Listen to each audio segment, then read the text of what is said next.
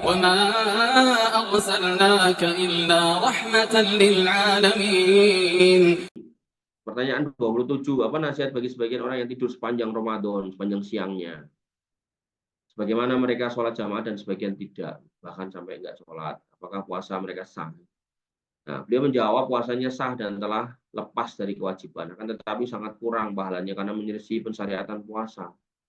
Gampangnya uang puasa itu nggak suruh tidur, tetap suruh beraktivitas dalam kondisi puasa. Itu yang ideal. Kalau ngantuk banget gimana ya, monggo tidur. Tapi kan ada orang yang menghindari lapar, pengennya turu, tangi, nguyuh, turu meneh gitu kan. Nah, yang kayak gini yang jelek. Tapi kalau emang ngantuk banget, apalagi jenengan nyopir gitu kan, bawa kendaraan, bawa alat-alat berat gitu, dalam kondisi ngantuk kan membahayakan. Ya, tidur nggak apa-apa. Tapi kalau tidur untuk menghindari lapar, menghindari haus, dan ini orang ngantuk, tapi di ngantuk-ngantuk supaya merem, supaya tangi-tangi pas waktu buka, ini salah ya. Allah Subhanahu wa taala berfirman, ya ayyuhalladzina amanu kutiba alaikumusiyam kama kutiba alal ladzina min qablikum la'allakum tattaqun. Orang-orang yang beriman diwajibkan atas kamu berpuasa sebagaimana diwajibkan atas orang sebelum kamu agar kamu bertakwa. Jadi nggak ada perintah tidur, perintahnya cuma puasa. Rasulullah SAW bersabda, man lam yada' qaula zur wal amali bih, siapa yang belum meninggalkan perkataan yang dusta atau perkataan yang jelek, perkataan yang jorok dan amal-amal yang jelek, wal jahlu dan kebodohannya, walaisa lillahi hajah, maka bagi Allah Subhanahu wa taala enggak ada kepentingan fi ayyada atau amahu wa syarabah untuk kalian meninggalkan makan dan minumnya. Ini menunjukkan orang yang puasa ini masih ngomong, masih beraktivitas ngomong, masih ngamal itu bekerja gitu ya. Jadi bukan berarti tidur, tapi masih beraktivitas. Nah, amat dimaklumi bahwa meninggalkan sholat dan meremehkan bukanlah bentuk takwa. Jadi kalau tujuan puasa ben takwa kok ora sholat ya ora takwa gitu kan. Tidak pula meninggalkan perkataan keji, perbuatan keji, poso-poso masih main judi gitu kan. Ya. Nggak tahu kemarin saya udah cerita belum. Jadi di medsos itu ada truk gede gitu parkir di jalan tol. Biasanya kalau parkir jalan tol sopirnya keluar terus melipir kiri itu biasanya mau kencing di pinggir jalan. Biasanya gitu. Nah, yang kemarin saya lihat di medsos tuh yang bawa kamera itu muteri kepala truknya itu sampai ke kiri itu. Ternyata sopirnya gantung diri di sebelah di pintunya itu. Luar biasa. Bulan puasa malah gantung diri. Nah, artinya perbuatan yang sifatnya masih meninggalkan nyawa kayak judi, kayak apa domino, adu ayam itu aja nggak boleh kok gitu kan. Apalagi sampai bunuh diri, naudzubillah ya. Maka jangan sampai kemudian kita mengalami atau melakukan hal itu. Makanya banyak-banyak istighfar, banyak-banyak ta'awud itu agar kemudian setannya minggat gitu. Puasa-puasa loh, setan dibelenggu bisa-bisanya kemudian mengakhiri hidup seperti itu.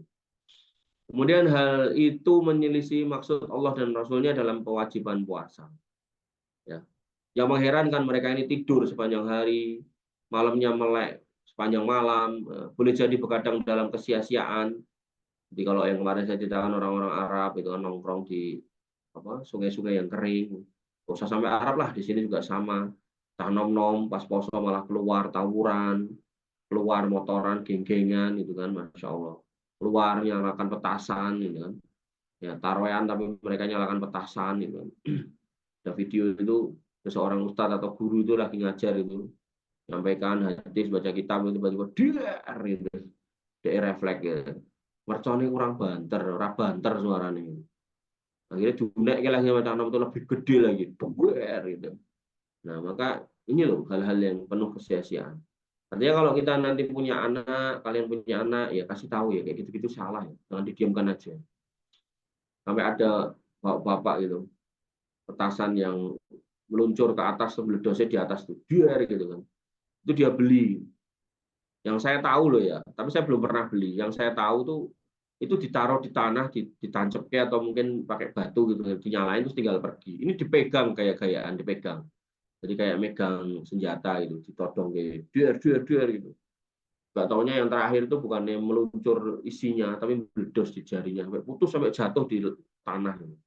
Wah, benar-benar sebuah kerugian ya, demi petasan, demi kembang api sampai mematahkan tangan, jari. Maka jangan jangan sampai itu ya melakukan itu. Membelinya dia sudah sebuah kesia-siaan, apalagi sampai kemudian menyebabkan jari kita, badan kita putus itu, wah itu sebuah kedoliman yang nyata. Maka itu nggak manfaat, bahkan bisa jadi haram dan menimbulkan dosa. Maka nasihat saya kepada mereka yang semisalnya agar bertakwa kepada Allah Azza wa Jalla, minta tolong kepada Allah agar membantunya menunaikan puasa dan bentuk-bentuk yang diridhoinya. Makanya doa yang sering diucapkan Nabi SAW di akhir apa namanya tasyahud, Allahumma a'inni ala dzikrika wa syukrika wa husni ibadati. Ya Allah, bantu saya ala dzikrika untuk kemudian selalu mengingatmu, wa syukrika dan selalu bersyukur kepadamu, wa husni ibadatik dan berbuat sebaik-baiknya dalam beribadah, memperbaiki ibadah. Nah, maka itu yang kita minta. Maka agar menyibukkan hari-hari dengan zikir, baca Quran, sholat, berbuat baik pada manusia, serta perkara-perkara yang dituntut oleh syariat, Nabi SAW adalah orang yang paling baik dan yang terbaik dan adalah ketika bertemu dengan malaikat Jibril dan mengajarkannya Al-Quran. Rasulullah SAW lebih baik lagi dalam berbuat kebaikan daripada angin yang berhembus. Demikian yang bisa kita sampaikan dan kita diskusikan. Kurang lebih mohon maaf. Assalamualaikum warahmatullahi wabarakatuh. Assalamualaikum warahmatullahi wabarakatuh.